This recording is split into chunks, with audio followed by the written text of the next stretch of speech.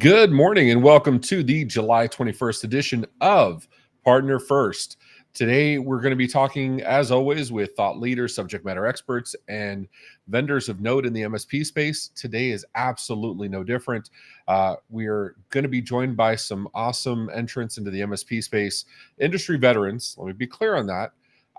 But one of the newer names to this particular area that we're going to be talking about. I'm joined by Mr. Jeremy Young. Jeremy, how you doing, brother? Hey, Ray, what's going on? And we also have another special guest, Mr. Brian Johnson. How you doing, Brian? Hey, good. How are you guys? Good. So today's topic is SIEM that doesn't suck. Before we get into that, let's do a little bit of housekeeping real quick. This is going to be, this is recorded. It's already live, Facebook, YouTube, LinkedIn, probably a billion other places, and it's live chat. So if you're in the chat on YouTube, LinkedIn, Discord, wherever you're joining us from, go ahead and chat. We'd love to hear from you. This is not going to be death by PowerPoint. We don't do that. We have lively conversations, so we want to hear from you.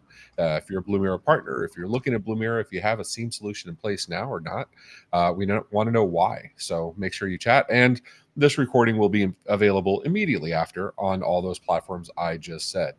So with that, Jeremy, what the hell's a Blumira? We're everywhere right now. That's crazy, man. So Blumira comes from blue, as in red team versus blue team. And then Mira, Spanish to search, looking for, to look. And so it's the blue team looking for bad stuff in your environment. It also happens to sound like a medical, like pharmacy pill. And so if your detections are not looked at for more than 4 hours, maybe you need Blumira. Maybe that's it. There you go. It's we're getting medically prescribed for your security solution in the MSP space. I guess that's better and definitely cheaper than Amazon's $3 billion purchase of their medical facilities they just announced today. So, absolutely cool. So Blumira being I don't want to butcher this. What is Blumira? So I would say for the most simple, like to put us in a box, we're a SIEM platform. Now, SIEMs today do a lot more than the SIEMs of yesteryear, because the SIEM and SIEM, same, but they come from a history of security event management, SEM, and security incident management. And those used to be two platforms, and they like Frankenstein them together a long time ago with the idea of first, just send logs someplace.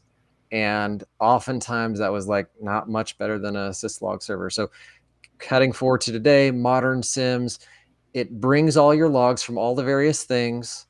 And then Blumira specifically, we do all the security stuff that we'll talk about later that used to be like done by your team.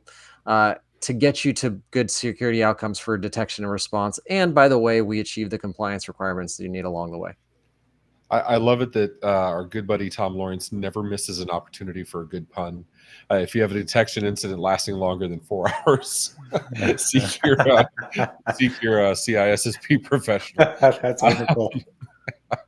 So before we get too far into it, Brian Johnson, why don't you give us a little background on yourself, man? Sure. Well, thanks, Ray. Thanks, Jeremy. Thanks, everybody. Brian Johnson here from 7 Minute Security. We're a security consultancy in the Twin Cities of Minnesota, and focus a lot on pen testing and assessments and training, those sorts of things. So most of our days are trying to ethically hack into your company, into your building, into your people, and get them to try to tell us, passwords and credit card numbers and all those sorts of things, but all for the greater good, all to help your organization recognize its gaps and make a plan to close them up and improve your security posture. And just for my own record keeping, can you give me your mother's maiden name and the street you grew up on, please? Right. Yes, I'll send that to you in a info.txt file, and I'll just I appreciate that. I'll put that on a public share for you somewhere. Got that in an Excel macro. We can just send that right over. Right. Yeah. Ray, I invited Brian to join us today because he actually the topic SMB SIEM that doesn't suck was inspired by Brian's got a podcast. It's great. You should go listen to it. and he did a series. How many part? Like a 4-part or something? Probably up to about 4 or 5. Yeah. Yeah. Desperately seeking a super sim for SMBs. Did I get that right? That's it. That's it. And Yeah. so he has been on this journey, and I thought he'd be a pretty great subject matter expert, because when you're doing pen testing and you're testing on people that have SIMs, it's your job to poke holes. But that also means, he does training on pen testing for just getting people up to speed. So he's got a lot of these in labs. So I thought he'd be very relevant to the topic. And That's very cool. Yeah. yeah. Yeah, and actually, I want to put it out there because we do have vendors that every single vendor that we have on here, every single thought leadership or subject matter expert we have on here is always somebody I personally enjoy, or I think they're a betterment for the community. They're not always a vendor that I'm using myself. We are and have been using Blumira for several months now. I can't take credit for it. Jack does all the hard work. I have smarter people than me doing the actual work, but I did see some of the setup. I saw some of the stuff they were working together on when we were originally getting deployed, and I saw a lot of the detections and the the alerts that come in and how they're handled and all that stuff. So I can speak firsthand to that. And I know Jack is happy. So when they're happy, I'm happy. So just wanted to point that out there as a matter of transparency for the group. So pen testing is that's one of those. I assume this is not the $99 a month pen testing, Brian. Oh, right. Yeah. Yeah. Our engagements are usually a little longer than that. Usually about a week long of testing, where we kind of we go through an assumed compromise narrative where we're going to say, given enough time and effort and money, someone's going to phish a user or get them to click something bad or drop a USB drive in the parking lot, right? So then they've got a foothold on Bob from accounting's system, and now it's what can somebody do with that account to spread influence around the network, escalate privileges, get to a point where we're simulating, we could install ransomware in this environment. That's kind of anybody's worst nightmare, right?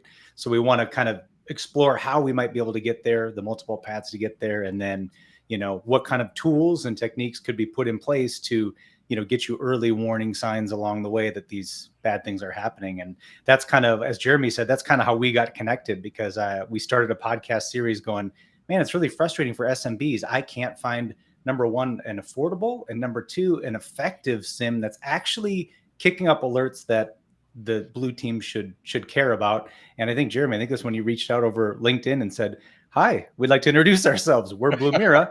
We do that. And Ray, I'll tell you, when I got talking with Jeremy, the reason I knew I was in good hands is because I said, yeah, great. I see your website. It looks snazzy and everything, but can I put this in my lab where I'm going to intentionally do very bad things to the network? I want to see what, Blumira is going to tell me. And he didn't bat an eye at it. He just said, bring it on. And that's kind of why I like it, right? It's not and I imagine from your perspective it's a lot different, right? It's one thing that in a matter of pen testing, which is like, snake oil, not snake oil, it's absolutely not snake oil, but it's like that black magic voodoo to most MSPs, because everybody's always searching. It's like SEO almost, right? It's like they know it exists, it's out there, but finding somebody reliable that you can trust and to do this stuff, because we don't know what the hell we're doing. That's awesome. So it's nice to have somebody we can say, hey, look, this guy kind of knows, and I have a soft spot for podcasters. But I imagine from your perspective it's very different, because you're not only seeking footholds how to get into the network, you're looking to see, okay, is Blumira alerting on this stuff? It's not did I get in only, it's are they noticing? And then on the Blumira side, right, like there's a fine line between telling me absolutely everything that's ever occurred in the history of the planet and telling me the really meaningful stuff, and then going a step beyond on the Blumira side, which is what I really like, of, hey, this is what's happening, we can help you figure this out and get it resolved, right?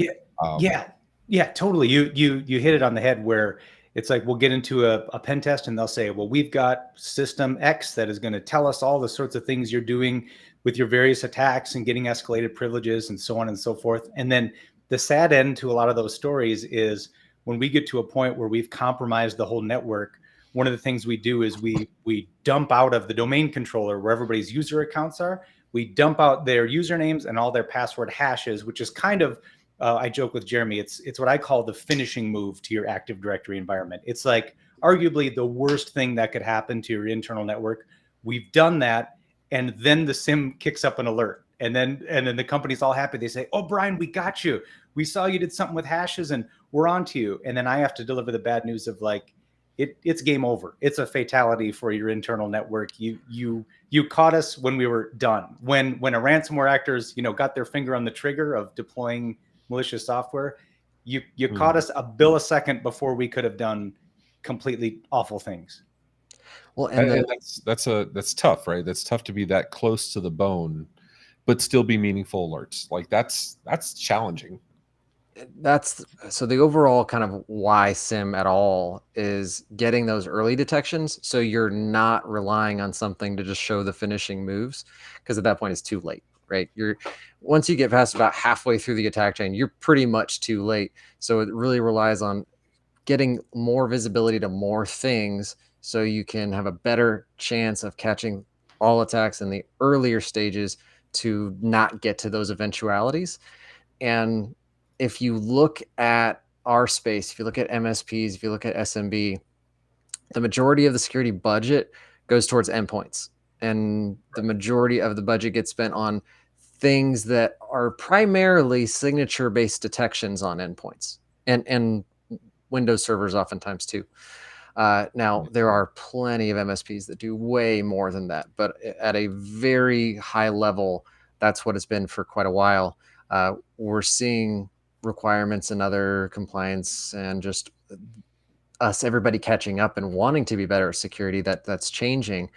And really, we're trying to bring this technology to a space where it hasn't been available. And it's always sucked previously. And so let's talk about some of the reasons why historically running a SIEM sucks and good IT practitioners have run the other way. Ray, you don't have to name names, but did you actually administer any SIEMs in your prior days? So before we get into that, I want to jump off course just really quickly. Sure. This was a conversation I had, and to be clear, I'm not a security expert by any means. I'm a network guy. I'm security knowledgeable, like aware, but I have smarter people than that that I look to. But one of the conversations we had in our OIT Discord back when we were first trialing you guys out was the conversation of logging a log aggregator versus a SIEM, right? Because the concept of log aggregation is not new. I mean, we've had Graylog set up. There's a million other logging aggregators set up, log shippers. That's been common practice, especially in the networking space, for decades. Can you touch really quick, either of you, on the differences between a log and a SIEM? I'll start out and Brian can cover me. Log aggregation, really the focus is, and like the reason why you want to do that is so you can investigate those logs later, so you can find out like what happened. Or in a digital forensics investigation, if you have a breach, those are very handy. But it's not really applied for security purposes, because until you have detections, like until you have all those logs parsed in a place that can have detections written on them, and then those detections surface specific things that lead to actionable remediations, which that process is really what a SIEM is supposed to do, and that they don't all do that very well. But that's the idea of taking just a log aggregator, which was the original like purpose of SIEM in like the 80s, was like, let's get all this stuff in one place. And then it's developed more and more to enable security investigations, and then take it that next step further of apply detections to then help the response. Brian, anything you want to add there? Yeah, I think that's a perfect way to think of it. I always think of that log aggregation as a great thing to have for sure. So if you can't do anything but just get this big pile of logs, have that, because as you guys said, in a breach incident response situation, those folks are going to come boots to the ground and say, let's see the logs from the firewall. Let's see the logs from the workstation. And if you have nothing, like I did on my very first incident response about 10 years ago, it's kind of a scary place to be, where you have nothing from the workstations and servers, but there's been a breach. And then you ask to see the firewall logs, and you find out they unplugged the firewall when they got alerts that malicious software is in the environment. and the logs were only writing to temporary space on the firewall. So they went poof, they went bye-bye. So we were starting with 0. And that gets to be a very difficult conversation to have as a business, because the incident responder is likely to tell you, listen, the only way you're really going to know what happened and how to exercise the evil out of this environment is put in the install media, format C:, burn the Active Directory to the ground, and rebuild. And you're going to be down 4 weeks while you do that. Whereas, like Jeremy was saying, when you've got something not only collecting logs, but doing the smart, looking at it and tying events together and saying, ooh, early warning signs of someone, trying to guess Active Directory passwords and trying to install software and those kind of things, where you can shut that down a lot earlier, man, you're going to be much, much better off in the long run. And that's one of those things that, like, I on the MSP world, that's tantamount to the user saying, oh, I had an error on my screen. Okay, well, what did the error say? Oh, I don't know. I closed it. Right. Yeah. What do I do with that? Right. We've all been there. To answer your question, Jeremy, yes, we did. I did trial and we did deploy several SIEM solutions, each to differing amounts of success. I'm not going to call anybody out at all, but I will say some were more challenging than others, because it was just this verbal vomit of like information that you couldn't correlate to anything. It was just like blah, blah, blah, blah, right? The old BSOD, right? Where it's like all text and you have no idea what it means, or you couldn't figure out what device it was coming from, or it was this constant stream of like nonsense where you have to dial it into what's actually important. And then some others, to go back to Tom's comment, some others were extremely difficult to deploy. I mean, just to get logs from the right places. Tom Lawrence, Lawrence Technologies, awesome YouTube channel, besides good friend, but go see his channels, Lawrence Technologies and Business Technicalities. He says, been testing Blumira log ingestion done via syslog Linux. Tom is a Linux guy like me. He's much more of a Linux guy than me, but he's definitely a Linux guy. Done via syslog Linux instance, common sense way to ingest logs to send over to their cloud, easy to configure and get going. Tom's in my world where we have a lot more Linux than most MSPs. But besides that, you have the common stuff, right? The 365 cloud connectors, the cloud native stuff, which makes it really easy to use too. I think your previous question about log aggregators versus SIEM is interesting to me, because that starts to get to the crux of why compliance regimes and one of the reasons why compliance regimes and insurance push this.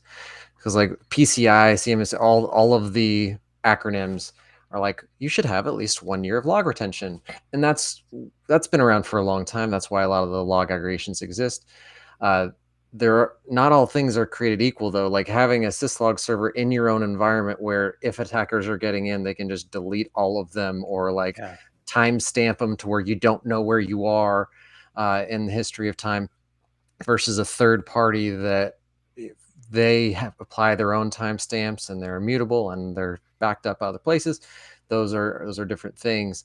But making sure, like, if you unfortunately get hit with something that, and we'll just use ransomware, and you need a DFIR, if you have 1 year of logs readily available from all of the things, that incident response cleanup looks way different than the scenario that Brian just mentioned. And I mean, Brian, when you go into so juxtapose those for me. So if you go into the same incident with no logs versus the same incident with logs, what are the different outcomes you're going to get from the DFIR?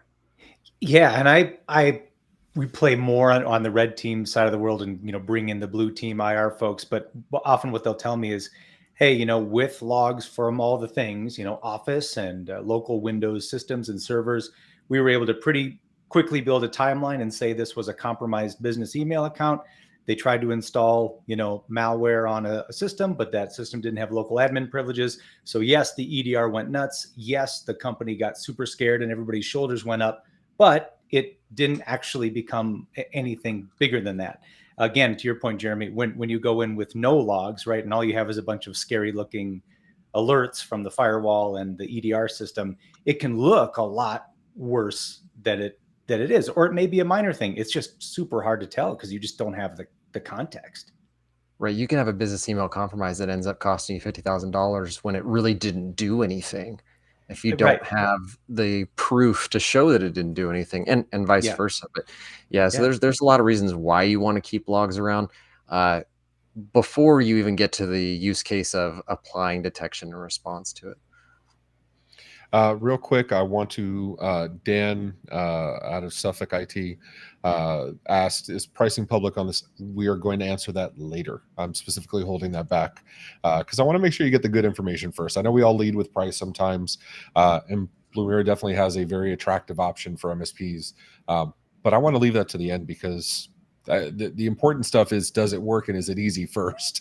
Because I don't care what price it is. If you can't answer those, it doesn't matter. It really doesn't make a difference. Yeah. And could I just say one thing, Ray, about what you said earlier, being a Linux person and, how easy is something like Blumira to get set up? It was interesting to me once Jeremy gave me the keys to a Blumira trial, said, yeah, go get this Blumira sensor going in your environment. I was pleasantly surprised to see that all I had to do was just spin up like a vanilla Ubuntu install and run one script that Blumira had that installed all the dependencies, spun up the sensor. I just let it sit there while I went and got a snack. And then I came back and it said, okay, cool. Log in your Blumira portal. We are now ready for you to start pointing logs to this collector. And I, in my other testing of other competitors, never had it been really that, everybody likes to say just one click or just do one, it's 2 taps of that. It's never that. This was about as close as it was to just a few commands. And I was in business ready to send them logs to look at, which is cool. I will say these are normally what happens is, I'm blessed by having a very knowledgeable and experienced team. But normally what will happen is, because I talk to people and, Jeremy has been in the space a long time, we've known each other from other circles. And so like, I'll find something and I'll say, I'll play with it for a minute first. And then I'll give it to my techs and say, or my engineers and say, okay, I like this. Keep testing, right? Because as long as it passes my first test, let them go do the actual work. So I got the chance to deploy it some places and I was like, wow, this is really easy. And so I gave it to the techs or the engineers thinking, okay, well, if it's easy for me, it'll be easier for them. And they completely surpassed my my expectations, because I said, okay, well, take a week, deploy it where you need to deploy it. And I think within 24 hours, we had it on all the really important stuff, collecting from all the really, really important places. And I was impressed. It was good, easy stuff, which easy is good, right? Easy is definitely good. From an MSP's perspective, once you've done that, once you've started, you've gotten through it the first time, you can get this to where you've got you can get it deployed in under 2 hours for a normal customer once you know what you're doing, once you've done it once or twice. And that's, we're talking, if you were a small or mid-sized organization, you wanted to get Splunk or like Azure Sentinel, you're talking about months of deployment, and that's not a joke. And so that's why it's been so hard to find like an SMB SIEM that doesn't suck, because all security tools, especially SIEMs, in the past were built to be used by security practitioners.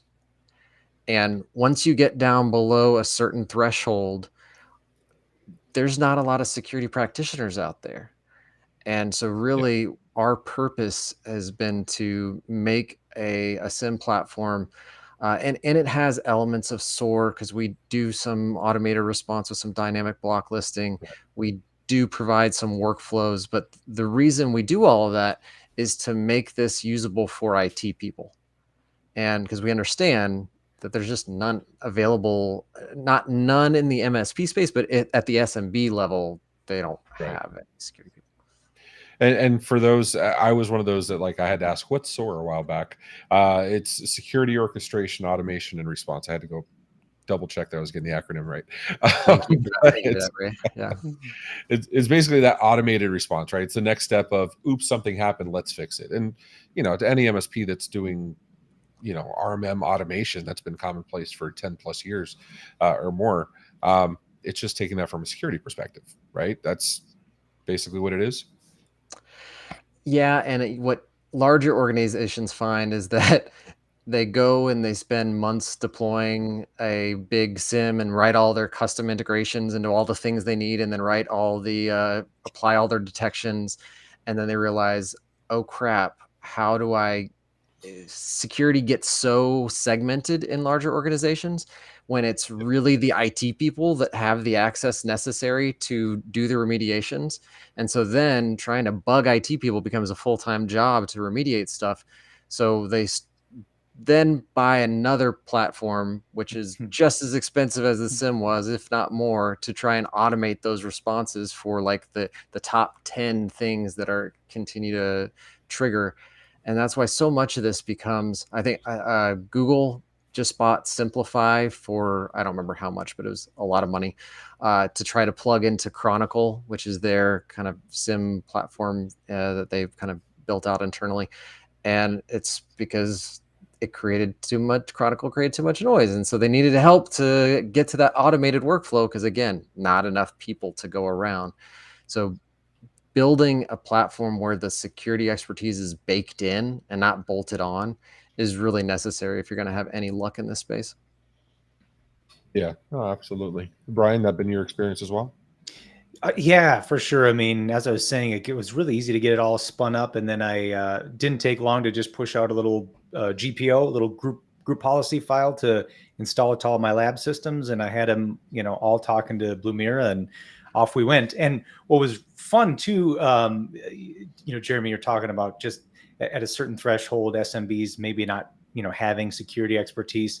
I've got several clients that have a financial guru who is also the IT person, right? So when they get alerts from something, they're getting pressure from customers, from compliance reasons to get a system like Blumira installed, but they have to sit at the dashboard and respond to these alerts. And one thing I really like about Blumira's dashboard is when an alert comes in, it says, here's what's happened. Here's a plain English explanation of why you should care. And then you can't just right click, close it out or ignore it. You have to respond with, yes, this was expected. No, this wasn't. Or I think my favorite option is just being able to write right into that ticket. Like, I don't really understand what this Kerberos, what these acronyms are. Can you help me? And then a Blumira expert will chime in and say, okay, so practically this means the following. And then I can go, whoops, that was me on a test system. Okay, I got it. Yeah, close that out.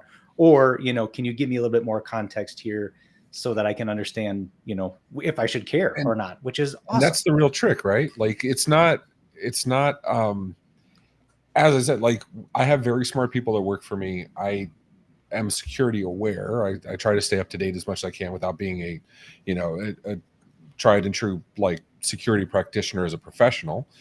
But even with the best of knowledge and training and all that internally, there's always going to be something where we don't know.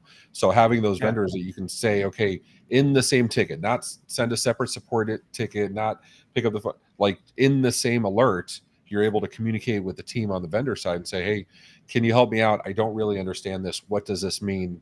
What do we need to do? Having that kind of support is a big deal, especially when it comes to security alerting.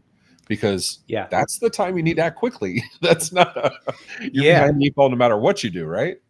For sure. And I think it should be a huge consideration for anybody considering any of these systems is, what is that relationship going to look like between me and the SIEM provider? Is it this just sort of, they're somewhere in the world just shooting me tickets and can't help if I have any questions? Is it the kind of thing where I'm going to be able to call someone like Jeremy or somebody on Jeremy's team and say, hey, I got this alert, I don't understand it. Or, we just had we'll probably talk about this a little bit later, but hey, we just had a pen test and, I expected to get alert from this attack, but we didn't.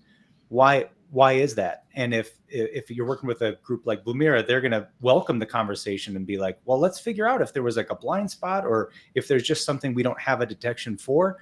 That's the kind of relationship I want anyway. If you with your SIEM vendor, if you go to them with a question maybe about why something didn't get triggered and they sort of secure explain and talk over your head and talk down to you and just squash you back, like make you feel dumb for even asking the question, my opinion is you should tuck tail and run from that secure vendor. Shaming and secure splaining. I think we need to coin. I have zero tolerance for folks that do that. Yeah. Yep. I asked to bring this slide up just to brag for a second, because what you guys are talking about, what that translates to, we have a 100% CSAT score, which I know that speaks to the heart of MSPs because this is something they track too. Uh, Oh yeah. we work really hard to work with our customers in a way that makes them happy with whatever outcome. And the outcome isn't always like having some like vendors change their, like Microsoft Mem365 changes their logs and stuff they send all the time. And lo and behold, that'll break a detection. And then we have to, sometimes we catch it before our customers do. Sometimes our customers catch it and say, hey, why didn't this trigger? I'm like, oh, Microsoft, it's Wednesday, so everything changed again. And we then fix it. But we go the extra mile whenever possible. And that is reflected in that score. We can drop that down and keep it up forever. Yeah, I mean, I apologize. We do have an actual PowerPoint, and Simon will put the link if you want to actually download it and go read through it and all that fun stuff. But honestly, we brought on Brian. You know, Jeremy wanted to bring on Brian because somebody actually using it and somebody knowledgeable in the space, and you know, get more of the conversation personality. I've learned more from Jeremy myself talking to him than any presentation. I don't think you've actually given me a presentation on Blumira ever. Actually, it's just, you know. It's just, you know, talking and learning is in this particular instance has been what's best for me. So that's what he wanted to do with this. With that, I am getting some questions on Discord. Cool. So I wanted to bring it up if that's cool with you. Yeah. One of the questions was, is the Blumira SIEM homegrown, or is it based on a major SIM platform like FortiSIM, et cetera, et cetera? Is some kind of combined modified open source? You get the question. Did you build Are it? you a Frankenstein outsourced sock? Did you There bolt you a bunch of things together and then call it a product? Here's looking at you. There's plenty I can do. No, it is homegrown. So Blumira spun out of an MSSP in Central Michigan in 2018, where actually it was the offensive side of an MSSP, and they were doing a lot of pen testing, and they were having the same results that Brian has. And I'll ask you to give you some examples here in a minute, Brian. They'd go through a pen test, and then afterwards they'd review in the logs, like, here's where we did this, here's where we did that. And if you had something that just had a detection for that, we wouldn't have got that far. And so they started writing that thing, which eventually became Blumira. Most of their customers started subscribing to it, and then they spun out, and we are now a VC-backed Series A company where we're bringing the platform to the greater MSP and SMB market. It is fully ours. It was not, I think that the very first iteration that they started off of was Elk Stack, and then they're like, no, this is too complex, we need something better. And so they started writing their own, and that's been the trajectory ever since. But no, there are a lot in the space, and I do. Yeah, well, before I go on that diatribe, so Brian, that's your experience with a lot of pen testing with people who already have SIEMs, right? Oh yes, exactly. That a lot of things are not being caught, or we're only catching them right at the end. Yeah, absolutely. And I don't, you guys let me know. I don't know how, how deep in the weeds, how nerdy you want to get, but I can think of specific things. Okay. That I kind of like to share, because I like to, I just like to get folks thinking about these kind of things. But I'll tell you, we drop into a pen test, and a lot of these attackers in the playbooks they run, they and we were looking for low-hanging fruit. And a great low-hanging fruit example is an old Microsoft patch from 2017, nicknamed Eternal Blue. It's the MS1710 vulnerability. And so we'll drop into a pen test. We'll get all their subnets loaded up, and we will scan specifically for that. And if we find it, you don't need creds, you don't need anything. Children could do it. You take over that system, and you can often use it to quickly, elevate privileges and worm your way around the environment. But one thing we'll likely do shortly after that is we'll do some password spraying. Like we'll take a look at your password policy, and it's like, oh, if it's 7 characters and complexity, we might try to log into everybody's Active Directory account one time with a password of password 1, something like that. And those kind of attacks go undetected all the time. And at the end of the pen test, when we talk to the SIEM vendor, a lot of times they'll say things like, oh, you know what? We had a threshold where we were looking for, 50 or 100 invalid login attempts, or we were looking for accounts to get locked out. And so I try to explain to them, well, I'm not wanting to lock out accounts because I want to be stealthy. I certainly don't want the IT people mad at me during the pen test and lock a bunch of people out of their accounts. So, there's a lot of examples like that where we're doing things that are evading thresholds, and or we're using a tool set that they're not detecting for. And so, that's been some of my conversations with Blumira, where I think there was a couple of things, Jeremy, a couple attacks where, I didn't see a Blumira ticket come through. Yeah, for sure. I got on the horn with your group, and they said, okay, let's do a Zoom, let's do a group brainstorm. Show us the tools, show us how you're doing it. We'll look at the logs on the back end. And then a couple of days later, they said, okay, please rerun those attacks. And I did, and boom, boom, in come the Blumira tickets. And that kind of goes back to what I was talking about before, where you want that kind of relationship where the vendor goes, we want to learn from things that we're not detecting, not, oh, rest easy, just don't say anything else. Go take a nap, go get dinner. We got you, And most SIEM platforms, you have to either write your own detections or import them, but that's on you. And right. With Blumira, we do all of that, and we tune and groom them before they hit production. So, and we put them in like learning mode, so we can see how they would trigger if we put them in. So, with the sole intent purpose of not getting things too noisy. Tell you a story. When I first got here, had a partner, one of the first partners who was like testing the platform, and he calls me and he's like, Jeremy, I just did a pen test, and we had 4,000 alerts on our Sophos firewalls, and we only had one alert in Blumira. And he was like real pissed. And I was like, okay, let's take a look. And then that one alert in Blumira had 4,000 lines of matched evidence, where we show like, here's all of the things. It's just in one finding. What are you going to do with 4,000 alerts in your firewall and your email? Right? You're going to control all delete. And with here, we tell you exactly what it was. And the first thing in the workflow was, hey, are you doing a pen test? And the answer was yes. Welcome to the rest of your day. You just got your time back because we got you to where the remediation needed to be very quickly, as opposed to like in the security world, we have been taught and trained that if it's not noisy, it doesn't work. And that's a bad thing, because most SIEMs, and this is kind of a part of the trial process with all SaaS companies. If you don't see something in the trial, we're not going to buy you. And so they go overboard to try and make sure there's something that lights up in the trial, so that, okay, we can close that deal. But then after the trial period, when you're not focusing on it, it becomes so noisy, it just gets put on the shelf. And that's where a lot of SIEMs end up and live, is just shelfware, because they're not manageable. Just to answer some questions real quick that I see in the chat, I want to make sure we don't forget. Dan asked about pricing. You guys do have a free NFR for MSPs, correct? So I want to, now that we have multiple editions, I want to be very clear. We have a NFR for the advanced edition, which is the highest, most feature-rich one for MSPs. And that's free for internal use of our advanced edition.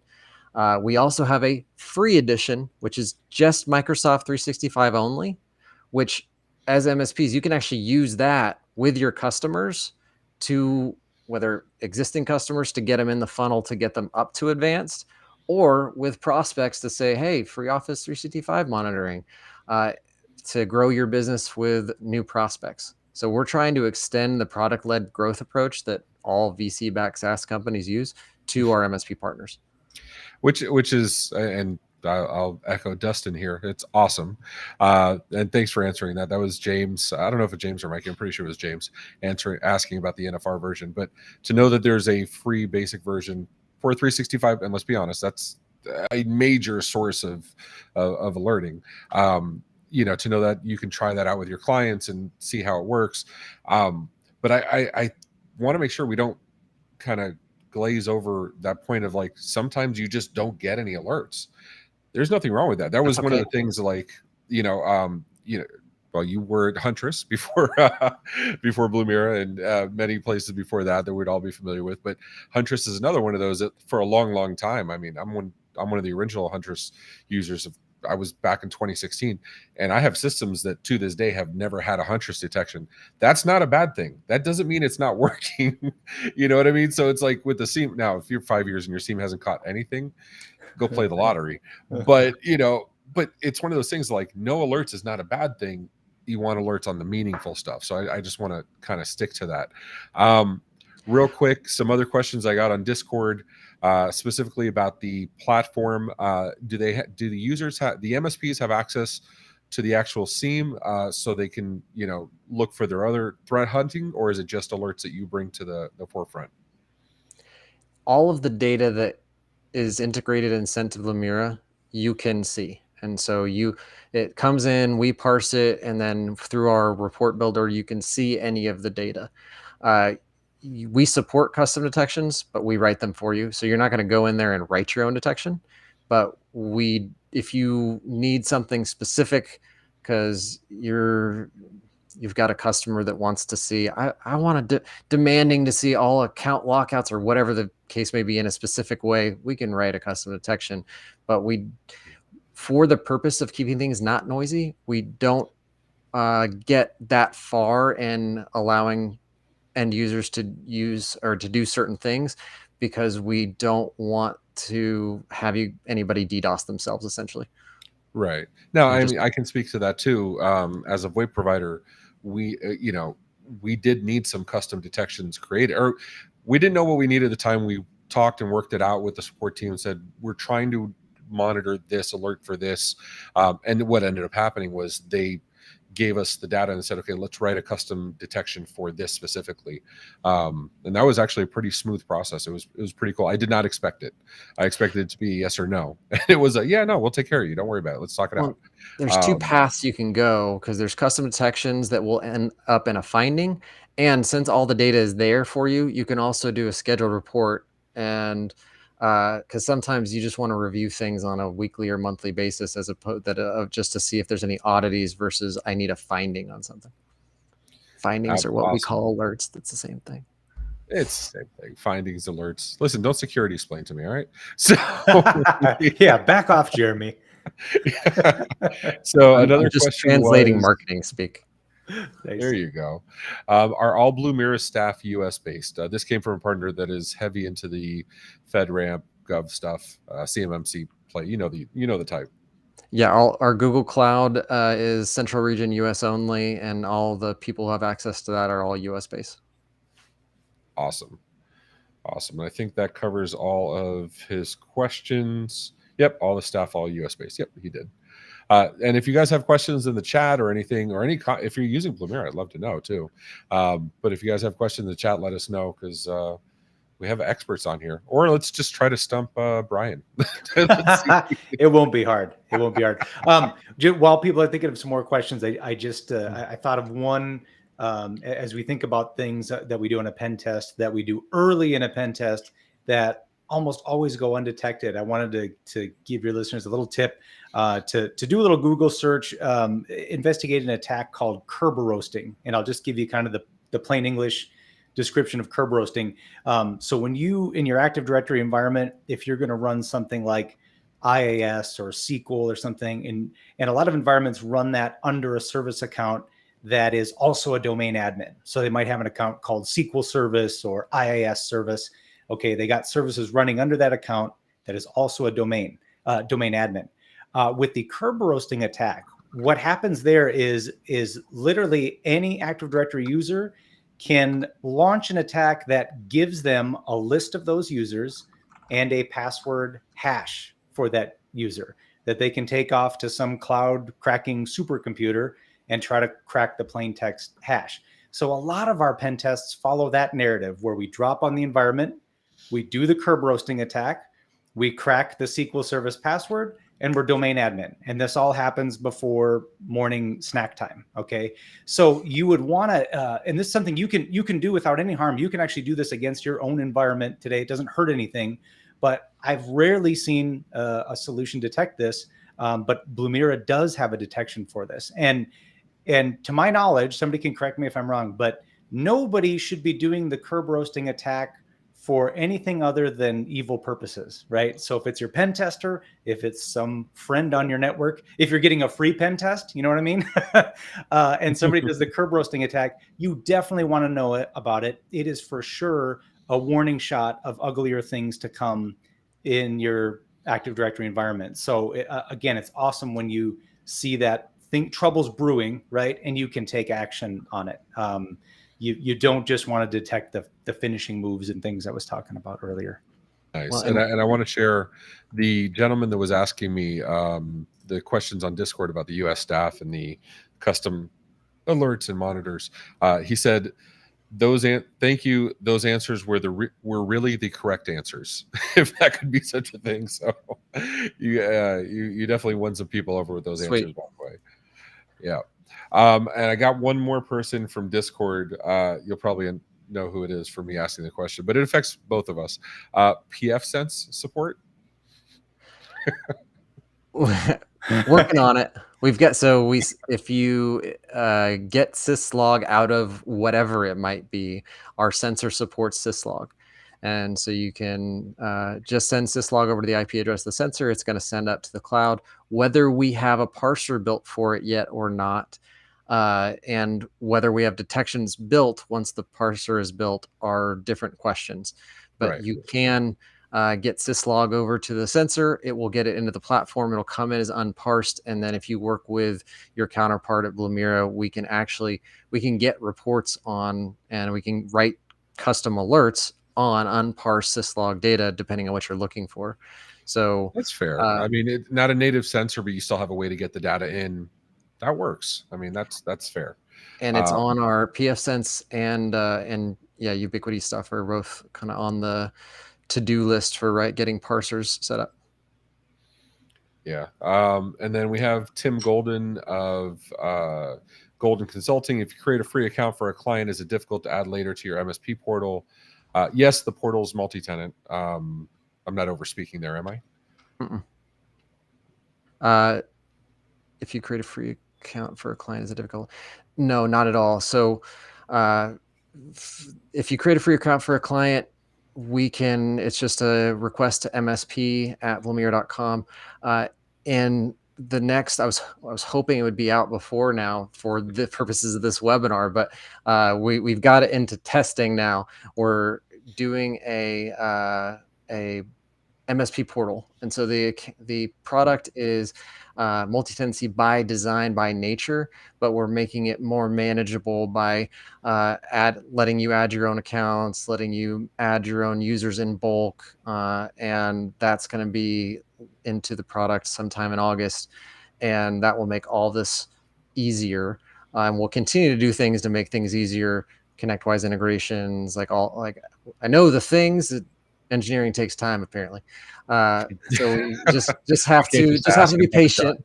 I know. I'm still looking for that app dev magic wand.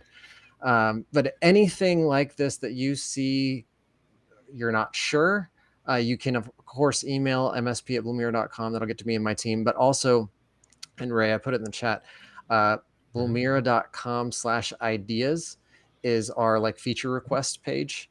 And you can see what we're working on. I think there's a place for a kind of external roadmap there. And also that's where to submit new ideas that has not yet, if you see something you think is a gap, and that is directly to our principal product manager. So that's the best way to get the feedback about where you want us to go. And I should point out, you guys are very active on the vendor channel and MSP Geek.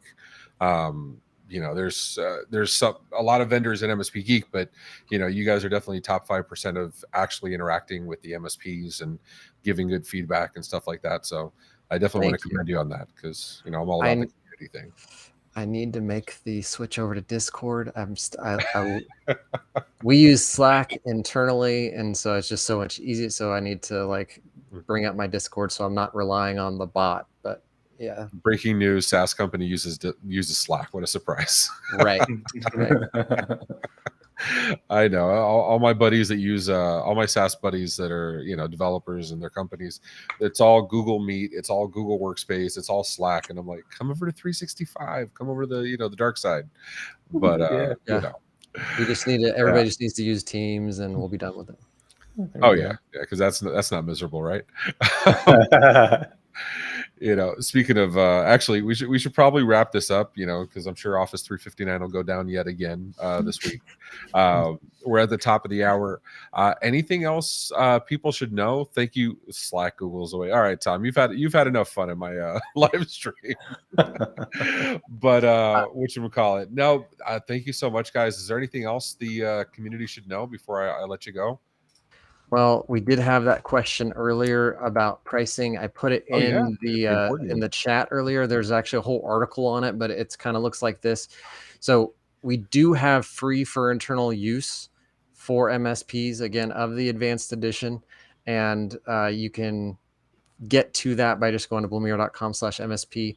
Ray put the pricing article, so we don't have to stand forever on this page, because you can go to that link and read about how it all works. But essentially, the advanced edition includes 1 year log monitoring and retention, and 24/7 SecOps support with a 1 hour SLA. And that's 1 hour of you tell us you need us, and we're on a Zoom with you within an hour. Not how some of those like Frankenstein outsourced SOC operations. The SLA is once an alert is generated, they have 4 hours or whatever the amount of time is to look at it and to forward it on to you, which is a very different thing, right? Because if you've got something you need to act on now, 4 hours is a lifetime. And if you want to get directly to the NFR, there's the link. Another big differentiator, we build based on users. So it's basically employee count, which aligns to how you do business. A lot of SIEM pricing is complicated. It's like, how much data are you using and how many integrations? How would I know? Yeah, exactly. I don't know until it's set up. Well, you can't use it until you pay us. We don't do it that way. And so basically, number of employees, you got the cost per user, you can budget, you know what it's going to be. And we have tried to price this so that you can actually use it with your SMB customers and they can actually afford it. Because the thing we haven't really talked too much about today, but the thing that's coming, I had 3 this week say, hey, doing an insurance renewal, they're requiring SIEM. Here's 3 that I need to add to my environment. That I've been saying it for a while, and now I'm actually starting to see it. So you should have something that you're using internally just to be prepared, because you're going to start getting where it was last year. It was a 2-page reinsurance application. Now it's going to be a 10-page reinsurance application, and SIEM or log monitoring and retention might be included in that. And you're going to want something that doesn't take 10 hours to deploy and is actually manageable after you deploy it. See, now you're just making Dustin happy, because every time you talk about cybersecurity insurance, that's his happy place. He says, just go full sales guy. I promise the world the devs will figure it out later. Well, that's not wrong. I mean, they'll hate you, but that's right. We're recording and it's being live streamed everywhere, so I'll try to rein my full sales guy tendencies in. All right, minimum, you just blame Dustin. So with that said, Jeremy, Brian, thank you so much for being on. If you give us a few seconds, we have Simon with some upcoming events. Simon? Yeah, so we do have a couple events coming up. So tomorrow we have the MSP Dispatch Week Wrap-Up. Catch up with the week's news in the industry, presented by the MSP Media Network. On Tuesday, we'll be back at 10 a.m. With the MSP Dispatch, the news over the weekend, presented again by the MSP Media Network. And then on the 28th, July 28th at 6:30, we're going to be having the Tech Bar Podcast, episode 40, with Nicholas Gable of Nerd Parade and ConnectWise, and Alex Permenter and Elizabeth Copeland of Tier 2 Tickets. Then on August 2nd, August 4th, for anyone that's going to Chicago, for CompTIA's ChannelCon, we'll be there. We'll have a booth. We're going to be hanging out with Jeremy as well. So Blumira will have a booth there. Come say hi to us. Come get swag. We'll have a talk. And then on August 11th at 6:30 p.m., we're back at the Tech Bar Podcast, episode 41, with Martin and Gavin Stone of MSP Geek. Awesome. And let's put Brian's podcast up there too, the link.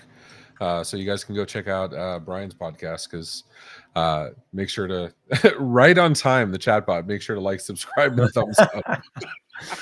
Smash that Right on like button. time. Smash it. There you go. But hit him up. 7ms.us, these classes. That's it. Yep. That's the kind of the headquarters for the podcast. So yeah, we have a whole, as Jeremy said, a whole series on, we've evaluated different SIM solutions and just giving you a real honest, kind of pro con list, things to consider, costs, that kind of stuff. Yeah, there it is. Nice. Yeah, go hit up 7 Minute Security. I love it. All right. Well, thank you so much, gentlemen. Thanks everybody to the OIT family that's joined us in the chat. We appreciate it. Hope we've answered all of your questions. And please, if you're not already a user, and I know half the group there is a user of Blumira, but if you're not, go check them out and go protect your clients. Till next time, take care of yourselves and each other. Thank you.